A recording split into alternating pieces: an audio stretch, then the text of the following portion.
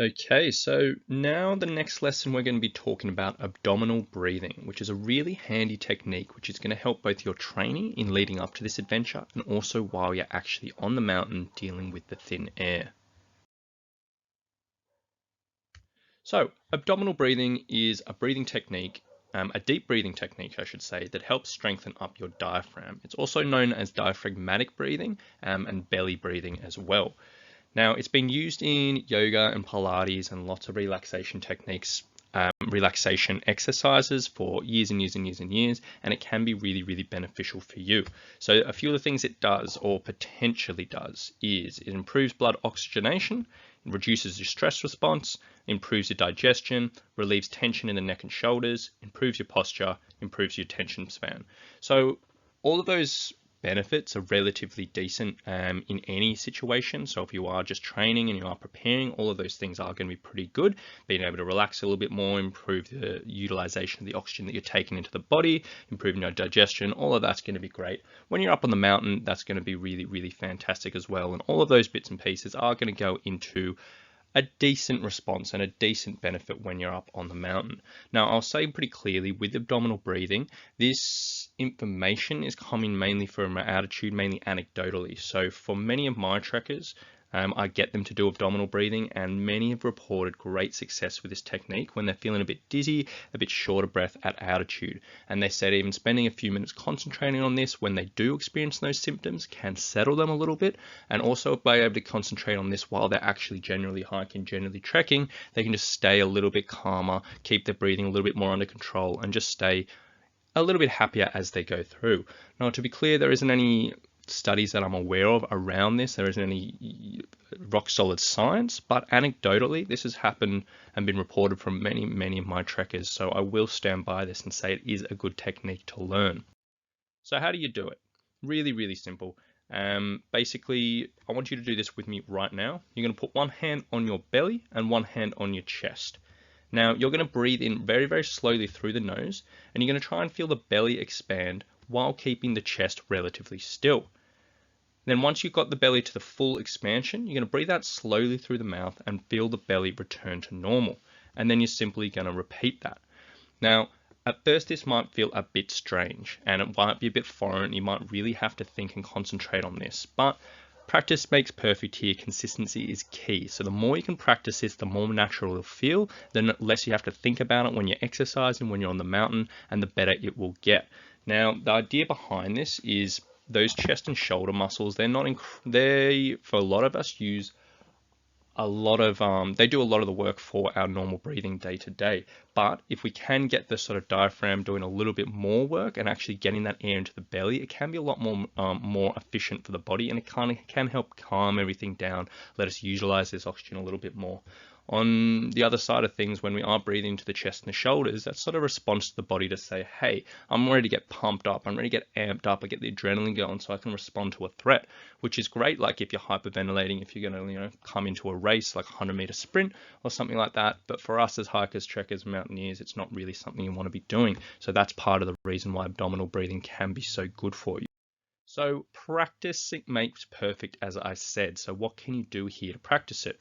Well, like anything, you really, really do need to not only practice this day to day, but just like with any other type of training, you need to progress it as you go through. So simply doing the same thing over and over and over and over, it'll get you to a certain point, but it'll stop improving. So if we can put a few little progressions in here where you challenge the body a little bit more, you make this a little bit more effective, you can make this a little bit stronger, and you can make this a lot easier when you get into a stressful situation on the mountain. So here's a nice progression that I like to use for my clients. It's pretty simple, anyone can do it, and it is relatively effective. So level one, you're literally going to lie on your back and you're going to practice that for 5 minutes. Now you might do this before you go into bed, you might do this first thing in the morning, you might do this just, whenever you're feeling a little bit stressed or whatever. You can lie on your back, practice that. Easy as that. Number two, you can do it when you're standing up. So this is literally when you're just standing in space, hands on your belly, and you're just going to practice this. Now you could do this while you're at home, you could do this while you're waiting for the kettle to boil, you could do this while you're watching TV. You could also do this in your rest periods in your gym session, so that's another option for you there. Level number three is while you're walking. So simply just putting a little bit of movement around this can challenge it a little bit more. So this is when you're walking around the neighborhood, when you're just sort of walking around the house. And then as you build up, you can do that while you're hiking as well. It does take a little bit of concentration at first, but you'll notice straight away as you start walking, it does get a bit tougher. So learning how to do this while you walk is very, very, very important. Level number 4, walking with your hands above your head. Now this really, really is a big step up and it's a big challenge. So if you're doing this around the house, you can literally just pop your hands above your head, just do a few laps around the house, practice that out. If you're doing it around the neighborhood, again, the same thing. When you're hiking, the same thing. Obviously, you're not going to do a whole massive walk or a massive hike with your hands above your head, but you could do this, you know, for a minute every 10 minutes or 30 seconds for every 4 minutes or something like that, or just randomly whenever you feel like it, pop your hands above your head and give this a practice. But it is a decent challenge and it is a very good progression here. Then level 5 is with a loaded pack while you're hiking or while you're jogging. So with a loaded pack, that's going to put a whole bunch of extra stress on the body and it's going to make it a lot more difficult to do this deep breathing. So it's very, very important to practice. Or when you're jogging, obviously that's a little bit higher intensity than when you're walking. So that's going to be a big step up for you there as well. And then the final level is to do it in between intervals. So if you're doing any type of interval training in the gym, whether you're on a bike, on a cross trainer, on the stepper, or you're doing like interval training going up and down hills, this can be really, really effective to put into your rest periods. So not only is that going to help your recovery in between intervals, but actually trying to practice doing that when you're getting huff and puff and getting absolutely out of breath, that's going to be really effective for you when you're on the mountain. And you're going to be doing that while you're on the mountain because you're going to be short of breath. So this is going to be very, very important. But that's a 6-stage program that I really, really like, and I generally think that you should sort of go through that, work your way through in your progression and your training plan. You can fit that in where you can, and it can be very, very effective. So next up, action steps. What are you going to do? So first one, I want you to just spend 2 minutes practicing abdominal breathing now. So get out your phone, put a timer on for 2 minutes. You're literally just going to sit in your chair or lie on your back and you're going to practice it now just to get you cement those things in your head, hand on your belly, hand on your chest, and just trying to feel that belly expand and go down for 2 minutes. Do that right now. Once you've done that, you're going to decide when you will practice it. So if you are starting off on the lying down level, just have a think, when are you going to fit that into your day? Is it going to be before you go to bed? It can be a really, really good thing to help you sleep. Is it going to be first thing when you wake up in the morning? Is it going to be at your lunchtime if you're in a park or something? When are you going to do it? And just sort of get a little bit firm around that. And then you just write a reminder for yourself.